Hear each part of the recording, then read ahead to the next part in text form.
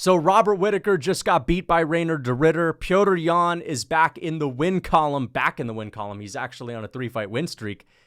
And Muslim Salikhov proved us all wrong, and I look silly because I jinxed that fight. I was saying that Carlos Leal has basically got a damn near 100% chance to finish Muslim Salikhov, and we're going to talk about that. I had an awkward conversation with Salikhov earlier. I'll talk about that. But I am going to give my recap for every single fight on this card. The UFC's website is not working, so I'm going to use ESPN, even though this is kind of shitty. I don't like what I'm seeing here. But either way, let's just get right into it. Robert Whittaker. It looked like we were on our way to a Robert Whittaker masterclass. The way that this fight started, Whittaker speed-mogging Reinier de Ridder, making him look silly, effortlessly stuffing takedowns, cracking Reinier de Ridder with big punches, getting respect. And then Reinier de Ridder, with his high fight IQ, despite looking goofy, made all of the right decisions. From choosing when to grapple. He only shot 15 takedowns. It says 2 out of 15 takedowns. It seems like he shot more than 30. The way that he was putting a pace on Whittaker, it honestly feels like he shot double the amount of takedowns that they're saying he shot. It feels like he shot 30 plus takedowns. And I was telling people when I was live streaming this, I was saying I am shocked by how someone as big as Reinier de Ridder can push the pace that he can push.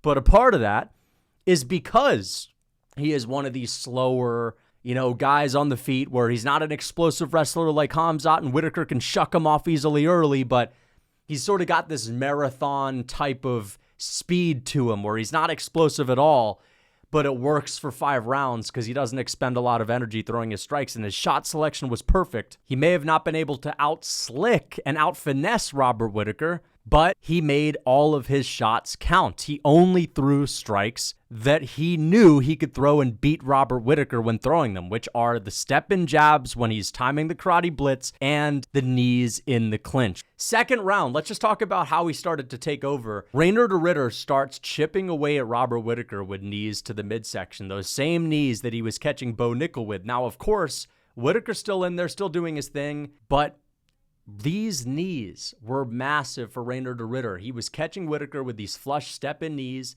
He started timing Robert Whittaker's karate blitz with the jab, which is exactly what Dricus du Plessis did to catch Robert Whittaker, which ultimately led to him finishing Robert Whittaker, which is why I keep saying the shot selection, the knees, getting Whittaker in the clinch, where Whittaker's one of these guys where he's kind of small for middleweight, even though he has a lot of weight in his lower half, in his lower body, and his quads. When you get him in the clinch and you're Reinier de Ridder, who's towering over him, who seems like he's got 3 or 4 inches of height on him, who's got a much bigger upper body, that's when he can kind of make Whittaker carry his weight. And in those clinch upper body wrestling exchanges, Whittaker's getting tired and Reinier de Ridder sort of looming over him. He's kneeing him to the midsection.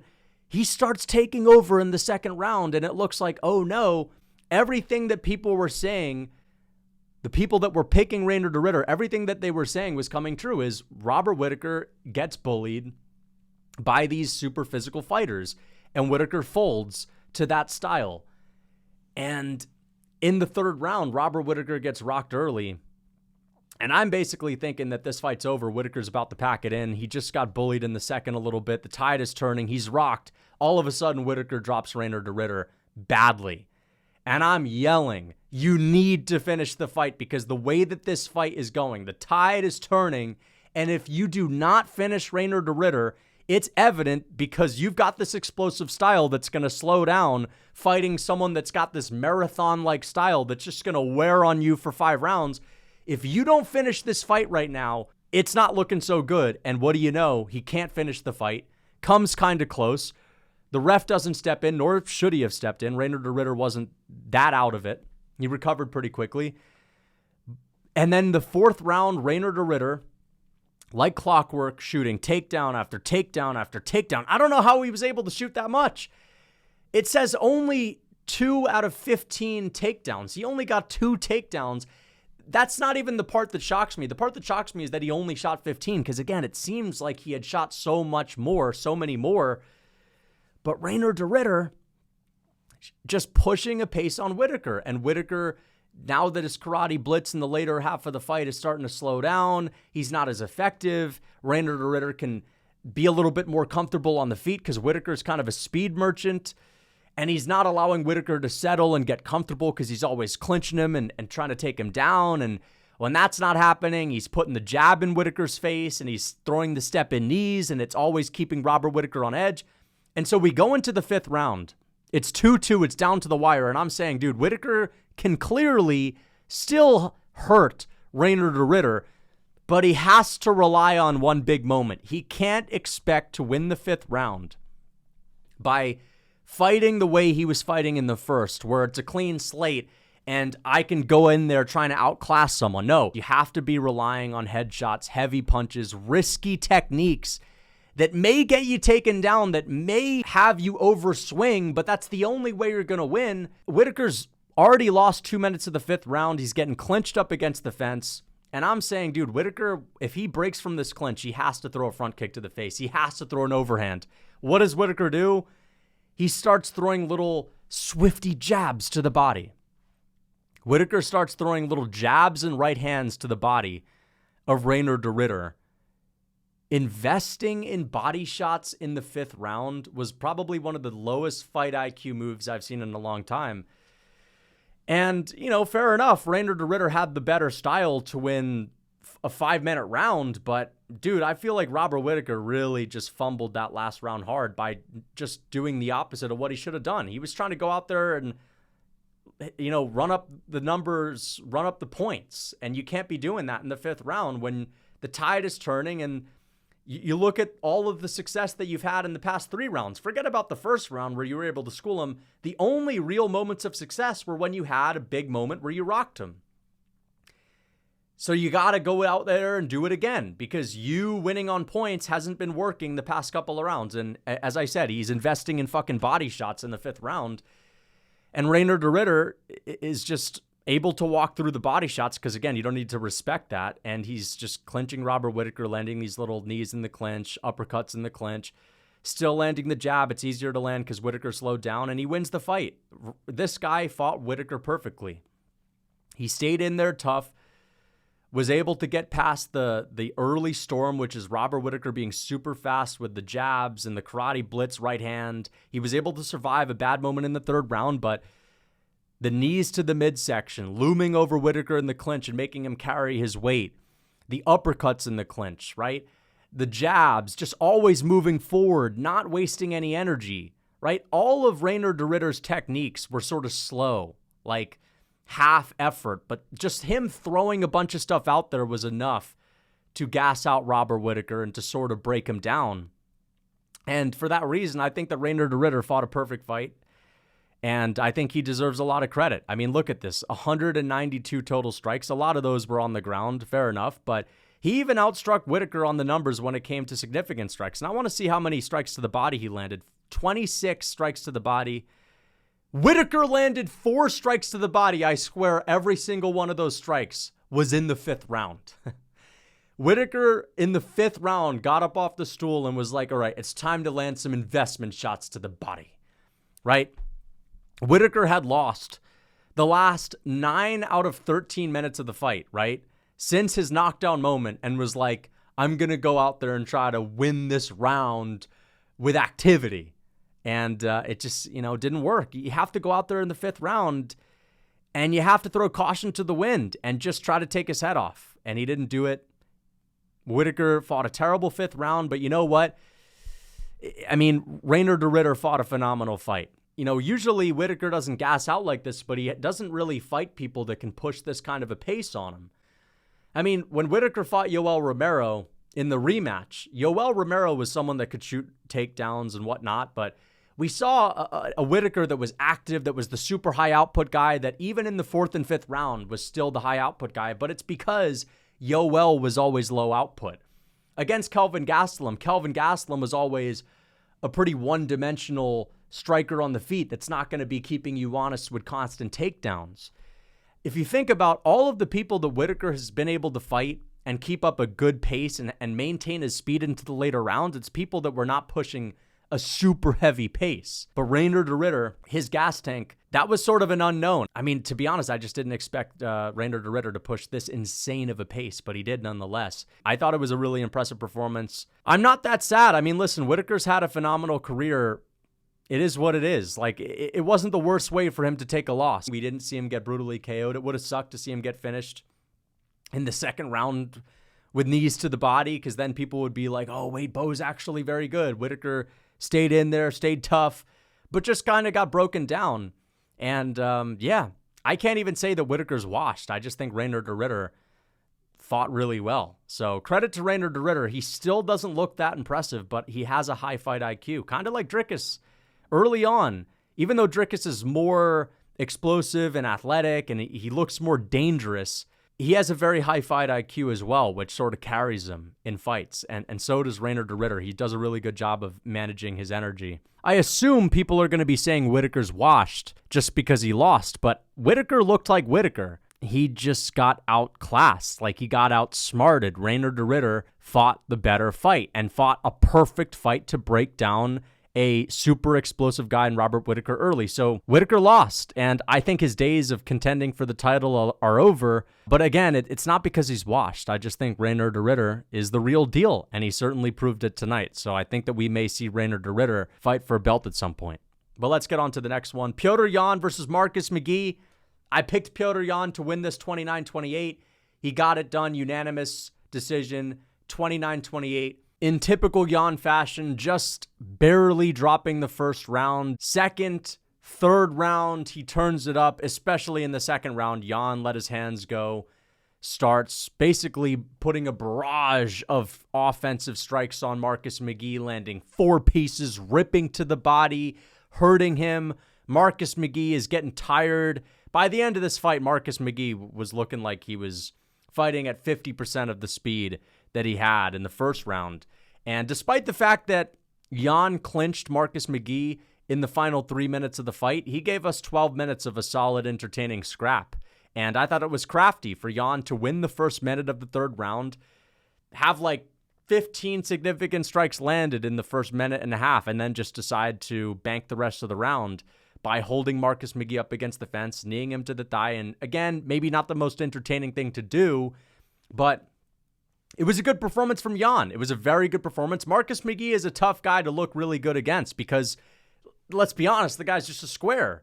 He's literally just built like a square.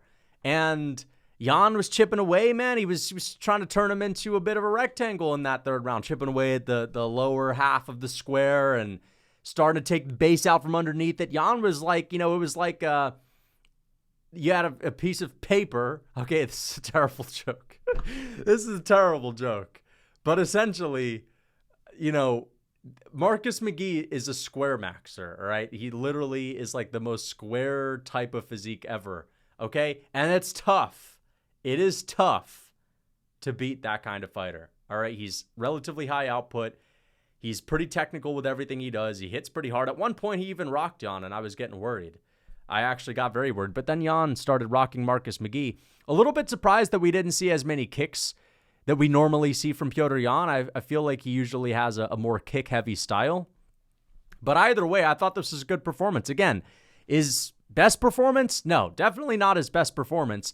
Do I think he's going to beat Merab after this? Definitely not. I think that in order for me to think Yan was going to beat Merab, he would need to have finished Marcus McGhee and done even better. But it's Merab that we're talking about. Now, some people are bringing up the O'Malley fight. I don't think that's what they're going to do. He's on a 3-fight win streak. He just fought way down in the rankings and gave someone that was basically unranked a chance. The UFC usually rewards the guys at the top of the ranks that win these sorts of fights. And Yan is now on a 3-fight win streak, so he will be fighting for a title next. I honestly think O'Malley might beat Yan in the rematch. I think Yan is slightly slower than he used to be, and I know it's a different stylistic matchup, and Yan can bring out the takedowns, and I will say I was a little bit surprised that we didn't see Yan shoot that many takedowns in the second and even the first round, but I know that he could shoot takedowns on O'Malley, but I don't know. I just feel like Yan, maybe it's because he's had so many fights and he's sort of weathered it a little bit, and of course, the longer your career is, the more little nagging injuries you're going to pick up. Maybe he's just a little bit slower than he used to be. Doesn't seem as dynamic. Still very slick, still fast counters, nasty uppercuts. But the problem is, I just don't think Yan has like crazy finishing potential.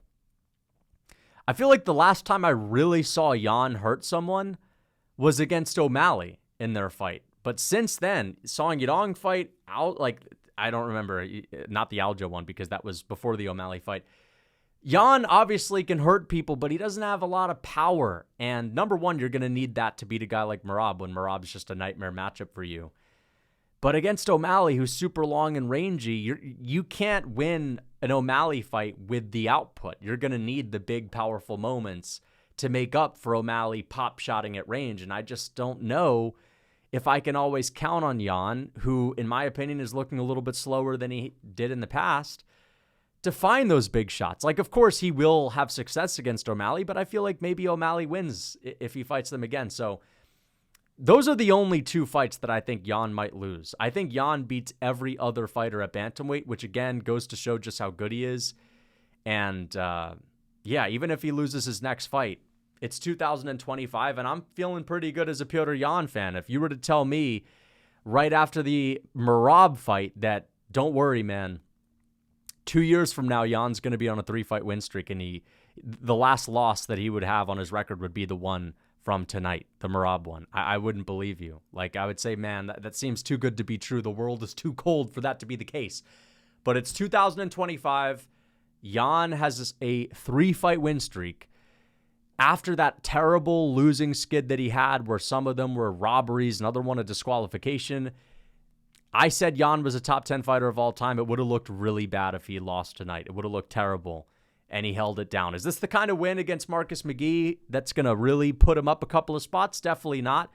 But I think it's the kind of win to where it either keeps him where he's at, if you had him in the top 10, if you had him at number 10 or number 11. And if you didn't, maybe the idea of him being number 10 or 11 is now a little bit more palatable, okay? Even though Marcus McGhee doesn't have a great resume, it's one of those things just with the eye test. You know Marcus McGhee is a handful. He's one of the best bantamweights, if not the best bantamweight outside of the rankings, right? I don't know where he was ranked. Maybe he was ranked at like number 14 or something like that, but you know that Marcus McGhee is legit. You know he's good. Probably beats some people in the top 15. Probably beats like a handful of guys in the top 15. And again, it's tough to look that good against one of these tough outs that's built like a square and is just like a brick shithouse, right? And Yan did it. Yan did it again. I love predicting Petr Yan fights because he's so good. You know he's going to beat every other person aside from Merab, and maybe O'Malley is going to give him issues. But yeah, when I say I think O'Malley beats him, I don't know. I feel like Yan, it's like a slightly... it's not as a significant of a drop-off in speed that I see with Sandhagen, but I do see a slight drop-off in speed and lethal ability. Like, Yan used to be a little bit more lethal. I used to go into Yan fights, and he's still amazing. Again, he's fighting people that are really good, and level of competition is getting better, still winning. But the point that I'm making is I used to go into Yan fights, and I used to think, fuck, dude, like, this other guy, if he doesn't... Especially when they were 5-rounders, I used to think, man, like, Yan's going to get himself a finish, right? After the Aldo fight, and then even before that, the Rivera fight, the Faber fight, his earlier fights in the UFC, and I know those are lower levels of competition and it's easier to finish those guys, but Yan used to get a lot more knockdowns. Remember the first time he fought Aljamain Sterling? He knocked him down in the second round or early on in the first round with a right hand. Jimmy Rivera dropped him in multiple rounds. Uriah Faber finished him. Aldo dropped him a few times, hurt him a bunch of times. I think it's like pretty rare these days where we see Yan actually like drop someone and get close to a finish. And he's becoming slightly less lethal. But I also think part of that is just because his competition is getting a little bit better as well. Like Marcus McGhee is no joke. Song Yadong is no joke. These guys are super tough as well, especially a guy like Song Yadong. O'Malley, he's just hard to hit because he's so long and rangy. So yeah, I want to see a Yan finish though. I kind of miss seeing Yan like drop people and finish people, but you know, it is what it is. He still got a great win. As a Yan fan, I'm very happy to see him win. Listen, I'm a big Robert Whittaker fan, but I think Yan is like top 3 my favorite fighters of all time. Volk, Yan, those might be 1 and 2 my favorite fighters of all time. So I'm happy to see him in the win column. Petr Yan excellence on display. Shara Magomedov versus Marc-Andre Barriault. Shara Magomedov gets it done. I mean, listen, man, like he basically dominated this fight outside of one moment in the second round where Marc-Andre Barriault caught him with a stinger on the nose. Broke his nose, but outside of that, Marc-Andre Barriault literally did nothing in this fight. It says that he landed 60 total strikes, 39 significant strikes, but I don't know, man. It seems like Marc-Andre Barriault was throwing one strike every 2 minutes in this fight. Like he had a flurry after he rocked Shara Bullet and broke his nose in the second round, but outside of that, he really just got schooled and looked like a sitting duck. But I guess because he was walking forward, it may have seemed a little bit more competitive than it actually was. Combine that with the fact that Shara Bullet was bleeding out of his nose and huffing and puffing and looking wide-eyed, so it looked like, oh, Marc-Andre Barriault's in there, man. But Marc-Andre Barriault got fucking schooled. He really didn't do anything outside of one moment in this fight. Shara Bullet, decent performance, but man, like I feel like Shara Bullet every time he fights just can't leave the fight looking like someone that we believe is going to be the elite of the elite in the division. Like I've never really left a Shara Bullet fight thinking, yeah, this guy is going to get to the top 5. And this is another case where that's being confirmed. Like, but he keeps winning, which is why it's sort of weird, right? He keeps winning nonetheless, even though every time he fights, and he wins, and he usually schools his opponents, for some reason, I still leave his fights not being that wowed. And I don't know why. Maybe it's the level of competition. He has yet to really beat someone that's that great. I mean, he had a chance when he fought MVP, but he lost, kind of got schooled, and most of his fights have been against people that are sort of around that Marc-Andre Barriault level. So, yeah, man, but still, man, even though he's schooling these guys, it's still lacking a little bit of that dominance where it always feels like his opponents are in there. Even though they're not doing anything, it always kind of feels like they're in there, though. But either way, I don't know why. He's one of these rare kinds of fighters where he can school his opponents, but you don't leave that impressed. Either way, this was a good performance from Shara. You got to give him credit. But then again, it's Marc-Andre Barriault. All right? Asua Mabayev, Jose Ochoa. Asua Mabayev kind of got schooled on the feet and looked kind of crappy, to be honest. Jose Ochoa impressed me. I knew he was good, but still, he's very green in his UFC career, and Asua Mabayev has proven a lot with his takedowns and all that, and he got the job done, but I thought that this honestly was very close. I don't think it was that great of a performance for Asua Mabayev. I think Jose Ochoa looked even more impressive than him. But yeah, I don't think Asua Mabayev is going to be like a title challenger, I'll tell you that. But, you know, it is what it is. I got this pick right. Nikita Krylov versus Bogdan Guskov. I picked Bogdan Guskov to win by KO, and he gets it done by KO. I said the right hand. He was going to sneak that in there, and he did just that. Hands down, throws the right hand, catches Nikita Krylov, puts him out with ground and pound shots as well. Great performance for Bogdan Guskov, Anthony Smith's doppelganger. Here's the thing. I just didn't believe that Nikita Krylov was going to get past a heavy hitter like Bogdan Guskov after being knocked out just a couple of months ago. So, yeah, he had some moments, but Bogdan has a pretty good chin. I've seen Bogdan eat some big strikes throughout his career. That's another thing that you got to take into account with Bogdan is he has a very good chin, and he could take a punch in the light heavyweight division, and he's got ridiculous power. So I think he's one of the hardest hitters in this division. I would be willing to say he's top 5 heaviest hitters in this division. Let's give him a big bump up in competition. Maybe him versus Reyes. That could be fun. Bryce Mitchell versus Reinier Magomedov. I picked Bryce Mitchell. I said he's going to win the third. I said he's going to win the second. I said he was going to get schooled in the first. And he got schooled in the first. He got almost finished in the first. Got dropped in the first with a knee up the middle.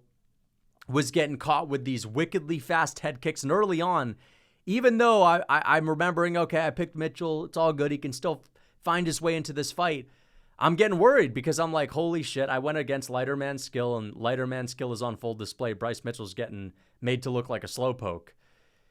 And then he takes over. Then Bryce Mitchell gets Reinier Magomedov down, and that sticky grappling comes into play. And I said it in my prediction, when Bryce Mitchell gets his hands on people, when he gets them on the ground, it's almost impossible to get him off of you. And he won the second round.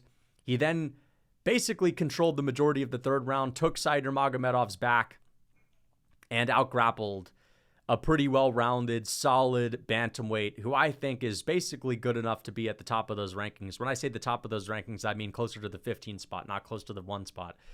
But Bryce Mitchell proved that this was a good move. Now, again, part of why I picked Bryce Mitchell is because Shara Magomedov doesn't have the best gas tank. And if you can push a pace on him, then he can sort of fold in the second and the third round or slow down quite a bit. And Bryce Mitchell, with that sticky grappling, like that's when he gets started. But if it's not someone that doesn't slow down and is not known for slowing down after having, a good early start, I think he's going to struggle a little bit more with the bantamweights closer to the top 10, especially closer to the top 5, because they're more well-rounded. They have better gas tanks. I think the move to 135 was excellent. He's always been kind of small and undersized and scrawny for 145 pounds. But now that he's at 135 and he's more physically imposing, I think this is a great weight class for him, because then he can just impose his will with the grappling, and he's more of a force. Good win for Bryce Mitchell. I'm happy to see him back in the win column. He's been getting some tough matchups, but you know what? I believe that he was going to get this one done. I think this was a pretty crafty pick. I honestly thought this was a very crafty pick. But again, when you beat Shara Magomedov, you're going to get a tough fight in your next outing, because the bantamweight division, after you get past the Shara Magomedovs, you're fighting guys close to the top 10, and everybody is very good and very well-rounded. So I'm curious to see who they will put Bryce Mitchell up against next as we get on to Muslim Salikhov versus Carlos Leal. I jinxed this fight, okay? I'm just going to admit it. I jinxed this fight. I made a whole video about fighters that have almost no chance to win their next fight, and this was one of the major fights that I discussed. I said, let's put my predictions for this fight night to the test. I think that Carlos Leal is going to absolutely fucking destroy Muslim Salikhov, and Muslim Salikhov is like no chance. If you guys don't know, I've trained with Muslim Salikhov before. I actually got a call right after this fight ended. As soon as Salikhov was no longer on the screen, meaning he got out of the octagon after doing his post-fight interview, joking around with Michael Bisping. I'm not so old. I'm 42 years young. He's joking around, and that's very rare. Keep in mind, he was in a good mood. I kid you not, 2 minutes later, I get a call from Ahmed, who is a training partner of Muslim Salikhov. And I'm thinking to myself, is this the Ahmed that I think it is? Because if it is, Muslim Salikhov is going to be on the other end of this phone, and he's going to be chewing me out. And I pick up the phone, and I say hello, and Muslim Salikhov is heavy breathing into the phone. Like, dude, I'm not going to say Muslim Salikhov is so old to the point to where he forgets who he calls and has to be reminded by the person he calls that he indeed called them.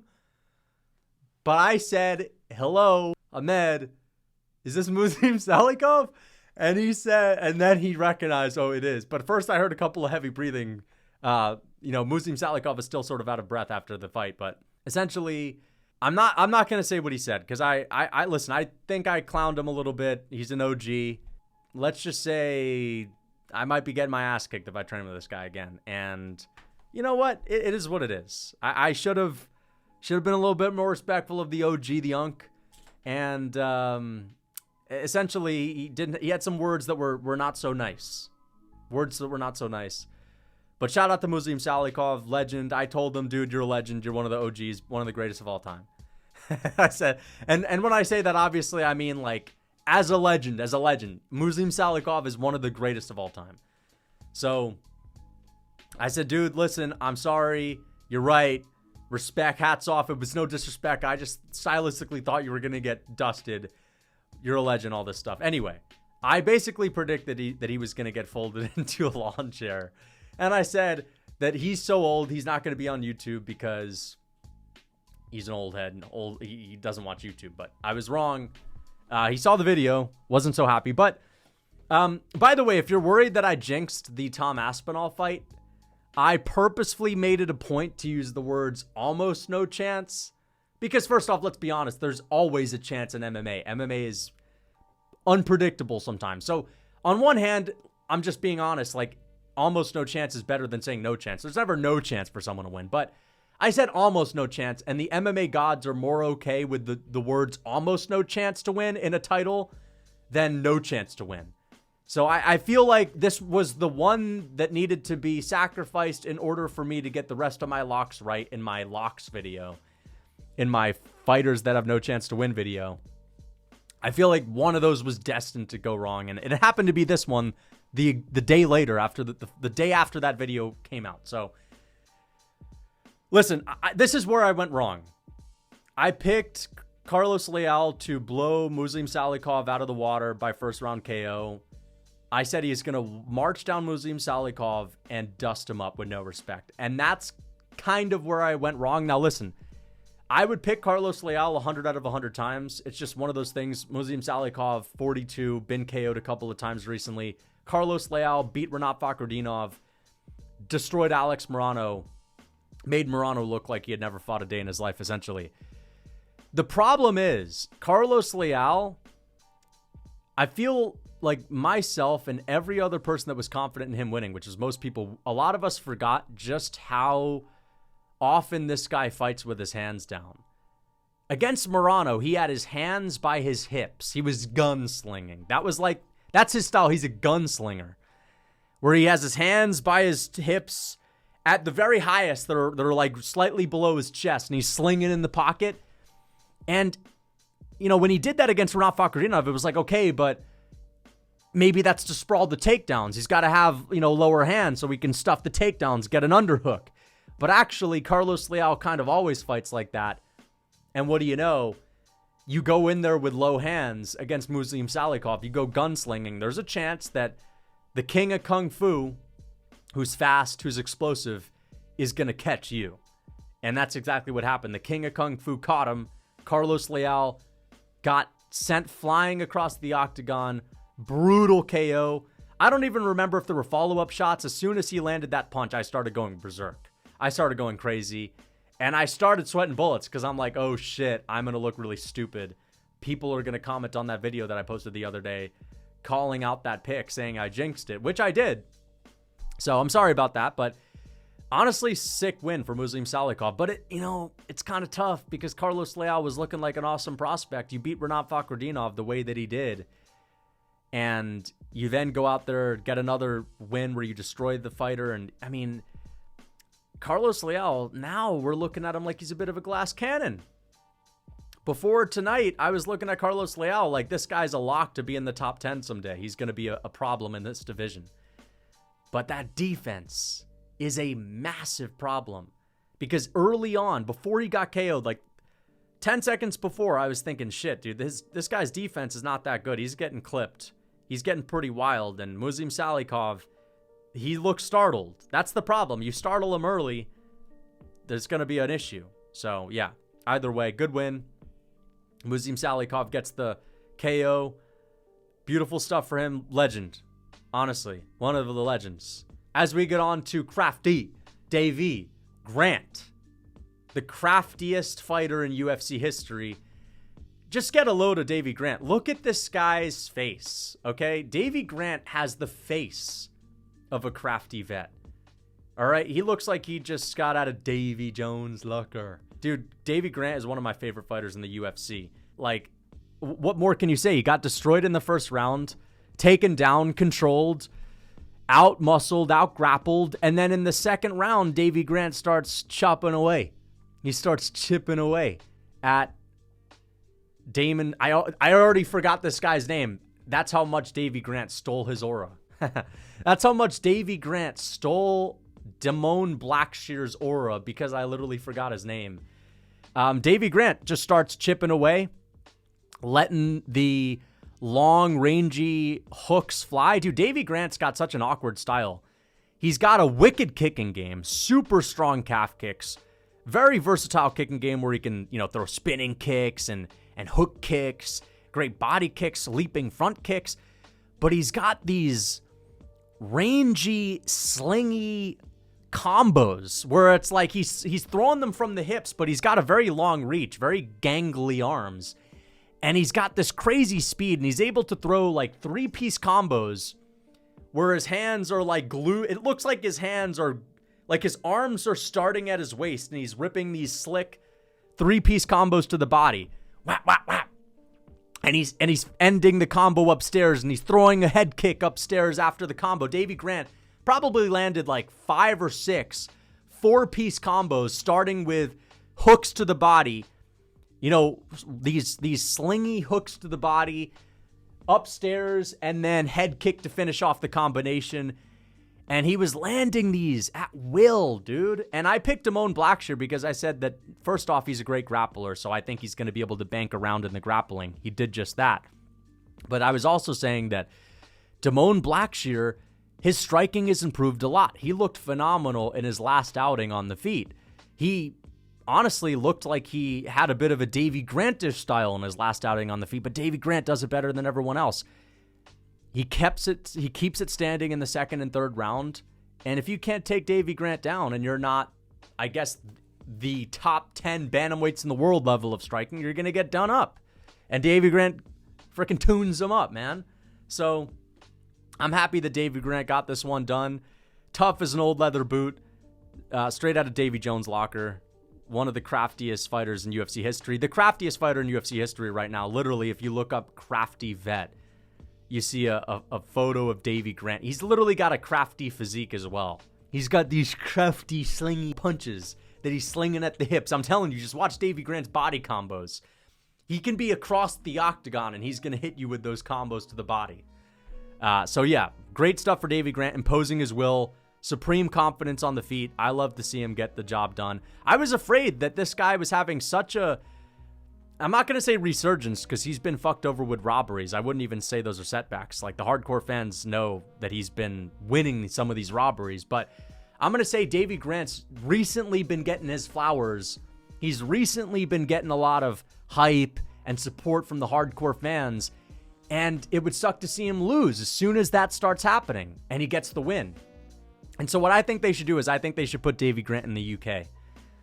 If he wants to stay active, which to be fair, Davey Grant's not the most active guy ever. So, I mean, I feel like by the time they go to the UK, he'll be ready to go. Put this man on the main card in the UK. Hardcore fans will know who he is. He'll get some pop. Put him as like the opener of a main card on a pay-per-view. I think he deserves it. I think he's earned it. I mean, what more could you ask for in Davey Grant? He's entertaining. He's got a gritty style. He's an OG. He's a vet. People are going to root for Davey Grant. He's as English as it gets, okay? Put this guy on a freaking UK card, please. All right? You just put him in Abu Dhabi. Before that, you had him in the Apex or whatever. I don't remember exactly where he fought last. But you need this guy in England, okay? Get Davey Grant in the UK. Put him up against someone he can trash. Put him up against someone he can freaking school, please, as well. Let's get on to the next one. Amanda Ribas versus Top of the Richie. Top of the Richie gets it done by KO. Good stuff. I got that one wrong. Ibo Aslan versus Billy Elekana. Lighter man skill. Lighter man skill. To be honest, this fight sucked. It was a horrible fight. Both guys just unwilling to commit to anything. Ibo Aslan changing up from a marauder to a NPC on the feet, throwing 1 strike every 2 minutes. I swear, Ibo Aslan threw less than 10 strikes in this entire fight. What do the actual numbers say? 29, yeah, less than 30 strikes. So he averaged less than 10 strikes per round, bro. Or he averaged just about 10 strikes per round, but that's pretty bad, dude.